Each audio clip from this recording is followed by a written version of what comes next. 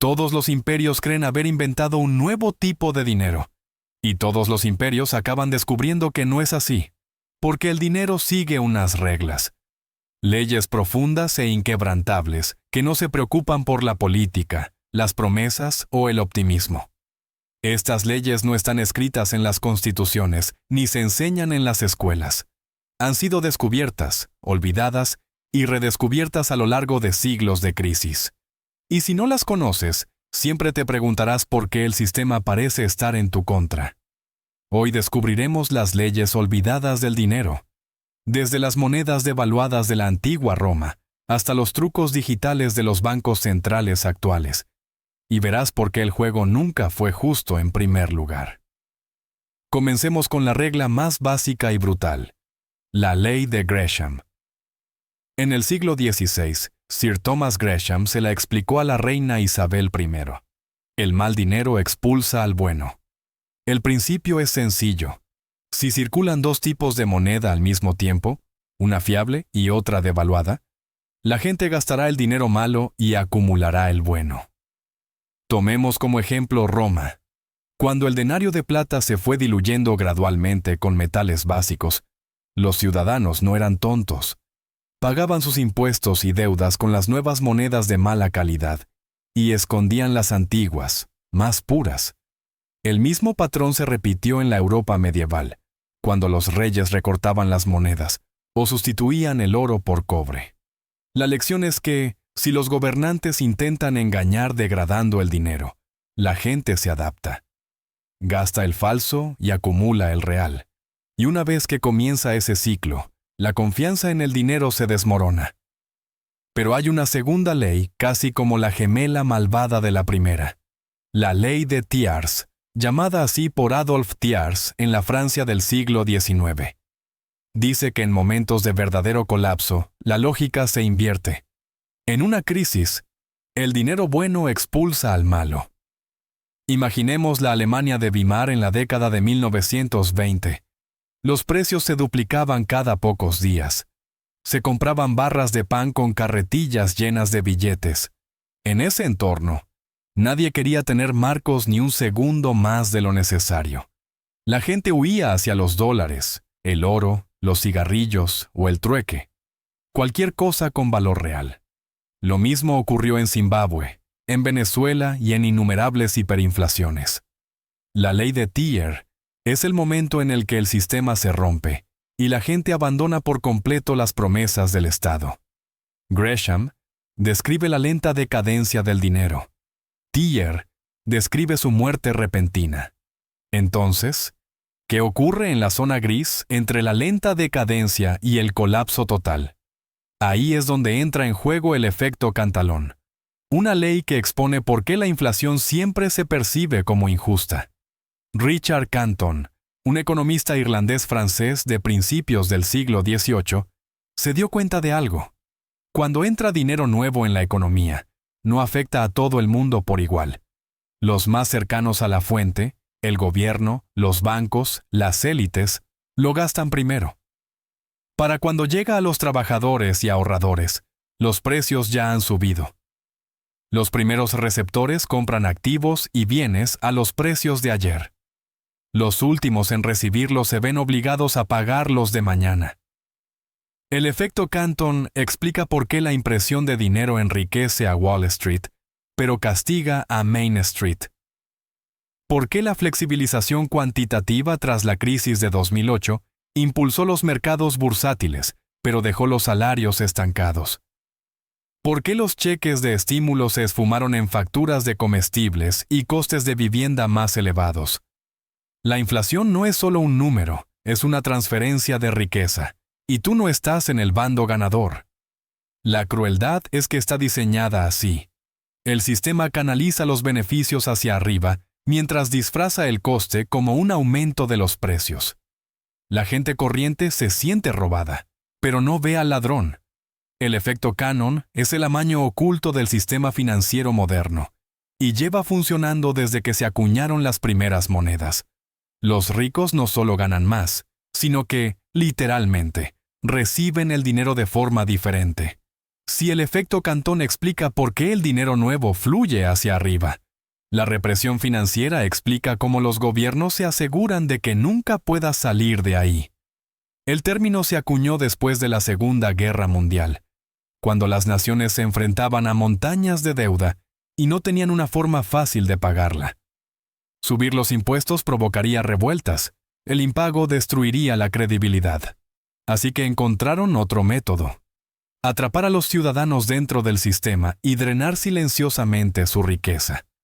Así es como funcionaba.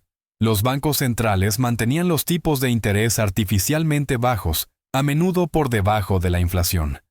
Eso significaba que tu cuenta de ahorros perdía valor cada año en términos reales. Al mismo tiempo, los controles de capital limitaban tu capacidad para mover dinero al extranjero o comprar activos alternativos. Los ciudadanos se veían obligados a obtener rendimientos negativos, mientras que los gobiernos inflaban sus deudas. Era una forma silenciosa de tributación, invisible en la superficie, pero devastadora con el tiempo. Si avanzamos rápidamente hasta hoy, veremos el mismo guión. Tras la crisis financiera de 2008, los tipos de interés cayeron hasta casi cero durante más de una década. Los ahorradores perdieron billones en riqueza real, mientras que los precios de los activos se dispararon para aquellos que ya poseían acciones y bienes inmuebles. De 2020 a 2021, los tipos volvieron a desplomarse y la gente corriente vio cómo sus ahorros se erosionaban al dispararse los precios de la vivienda y los alimentos. No fue una casualidad, fue una represión financiera actualizada para el siglo XXI. Y lo mejor de todo, desde el punto de vista del gobierno, es que la mayoría de los ciudadanos ni siquiera se dieron cuenta de lo que estaba pasando. Simplemente se sentían más pobres sin entender por qué. Pero estas leyes no solo se aplican a nivel personal. Algunas operan a escala de imperios enteros. Lo que nos lleva a la paradoja de Triffin, la trampa de la moneda de reserva. En la década de 1960, el economista belga-estadounidense Robert Triffin testificó ante el Congreso de los Estados Unidos y advirtió sobre un defecto en el corazón del sistema de Bretton Woods. Si el dólar estadounidense era la moneda de reserva mundial, entonces Estados Unidos tendría que suministrar suficientes dólares para financiar el comercio mundial. Eso significaba incurrir en déficits comerciales, gastar más en el extranjero de lo que ganaba, para que el resto del mundo pudiera obtener la liquidez que necesitaba. A corto plazo, esto funcionó. El mundo confiaba en el dólar y el comercio mundial se expandió, pero a largo plazo, garantizaba la inestabilidad. Cuantos más dólares empujaba Estados Unidos al extranjero, más débil se volvía el vínculo con el oro, y más frágil se hacía la confianza en el sistema. La advertencia de Triffin se hizo realidad en 1971, cuando Richard Nixon puso fin al patrón oro y convirtió el dólar en moneda fiduciaria pura. Desde entonces, Estados Unidos ha registrado déficits comerciales crónicos, exportando dólares a cambio de bienes fabricados en otros lugares. Las fábricas se marcharon, la deuda se acumuló, pero el dominio del dólar mantuvo vivo el juego. La paradoja es brutal. Para seguir siendo la moneda de reserva mundial, Estados Unidos debe sacrificar la salud de su propia economía. Es una ley del dinero que garantiza la decadencia. Las consecuencias se pueden ver a nuestro alrededor. Estados Unidos consume más de lo que produce, financiado por préstamos interminables.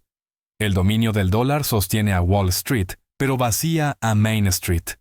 Y ahora los rivales están al acecho. China, Rusia y el bloque BRICS están experimentando con alternativas. Los bancos centrales están acumulando oro al ritmo más rápido en medio siglo. El sistema de reservas que le dio a Estados Unidos un poder sin igual durante décadas, ahora lleva las semillas de su propio declive. Esa es la paradoja de Triffin. La moneda de reserva es a la vez la corona y la maldición. Si la paradoja de Triffin muestra cómo el sistema global está atrapado, la ley de Goodhart explica por qué cada intento de gestionarlo empeora las cosas. En la década de 1970, el economista Charles Goodhart observó algo sencillo pero devastador. Cuando una medida se convierte en un objetivo, deja de ser una buena medida. A los gobiernos y a los bancos centrales les encantan los números. Inflación del 2%, desempleo del 5%, crecimiento del PIB del 3%. Se supone que estas métricas describen la realidad. Pero una vez que los políticos deciden alcanzarlas a toda costa, distorsionan el propio sistema. Tomemos como ejemplo los objetivos de inflación. Durante décadas, los bancos centrales prometieron mantener la inflación en torno al 2%. Suena razonable. Suena. Pero para alcanzar ese objetivo, manipularon los tipos de interés, inyectaron liquidez y alimentaron burbujas de activos. La inflación se mantuvo baja sobre el papel, pero los costes de la vivienda, la sanidad y la educación se dispararon mucho más rápido. Las cifras oficiales hablaban de estabilidad. La vida real gritaba inestabilidad. O tomemos el PIB. Los políticos lo veneran como la medida del progreso nacional. Pero una vez que el crecimiento en sí mismo se convirtió en el objetivo, los gobiernos acumularon deuda, externalizaron industrias e inflaron burbujas solo para mantener la cifra al alza. El resultado es la ilusión de prosperidad con la realidad de la fragilidad. La ley de Goodhart revela la trampa. Cuando se manipulan las cifras, se deja de medir la verdad. Y por último, la última ley de nuestro viaje, la ley de los rendimientos decrecientes de la deuda. No es antigua ni elegante, pero es la brutal aritmética de nuestra época. En las primeras etapas del crecimiento, la deuda impulsa la expansión. Si se pide prestado $1, se obtiene $1 de crecimiento del PIB, quizá más, pero con el tiempo, a medida que la deuda se acumula, el rendimiento disminuye. $1 de nueva deuda puede comprar solo 50 centavos de crecimiento, luego 25, luego menos. Al final, la deuda sigue aumentando, pero el crecimiento se estanca. La máquina ya no acelera, solo gime bajo el peso. Ahora estamos viviendo esa etapa. La deuda de Estados Unidos supera los $30 billones. Cada nueva oleada de préstamos produce menos riqueza real. En cambio, sostiene los mercados financieros, los fondos, los derechos, y mantiene la ilusión. Pero las matemáticas no mienten. La saturación de la deuda es el final al que llega todo imperio. Los romanos devaluaron las monedas cuando la expansión se ralentizó. La monarquía francesa se endeudó hasta el colapso antes de 1789. El Imperio Británico se vio sometido a una gran presión por las deudas tras 2 guerras mundiales. Y ahora Estados Unidos se enfrenta al mismo ajuste de cuentas. La ley es implacable. Los préstamos ganan tiempo, no evaden el problema. Entonces, ¿qué nos enseñan estas leyes cuando tomamos distancia? Que el dinero no es mágico. Se rige por reglas tan estrictas como la gravedad. El dinero malo expulsa al bueno hasta el colapso. Las crisis obligan a la gente a refugiarse en activos sólidos. El dinero nuevo enriquece a unos pocos antes de llegar a la mayoría. Los gobiernos reprimen a los ciudadanos para borrar silenciosamente las deudas. Las monedas de reserva se vacían a sí mismas. Los objetivos distorsionan la verdad. Y la deuda, al final, se consume a sí misma. Las leyes olvidadas del dinero no son curiosidades académicas. Son códigos de supervivencia. Explican por qué la inflación roba a los ahorradores, por qué los salarios nunca se mantienen al día, por qué tu hipoteca se siente más pesada mientras Wall Street alcanza nuevos máximos, por qué las naciones se levantan con la confianza y caen con la deuda. Estos no son eventos aleatorios, son el ritmo de la historia financiera. Y aquí está la verdad más dura. El juego nunca fue diseñado para que tú ganaras. Los ciudadanos comunes viven bajo la transparencia. Las élites viven bajo el secreto. Tú declaras impuestos, ellos transfieren activos. Usted gana un salario, ellos reciben el dinero primero. Usted tiene dinero en efectivo que pierde valor. Ellos tienen activos que se revalorizan. El sistema obedece sus propias leyes y a menos que las aprenda, siempre jugará a ciegas. La historia no se repite, pero el dinero obedece a las leyes. Y si no las entiende, le aplastarán de todos modos. Si esto le ha dado una nueva perspectiva, suscríbase. La historia tiene las respuestas. Yo le mostraré dónde buscarlas.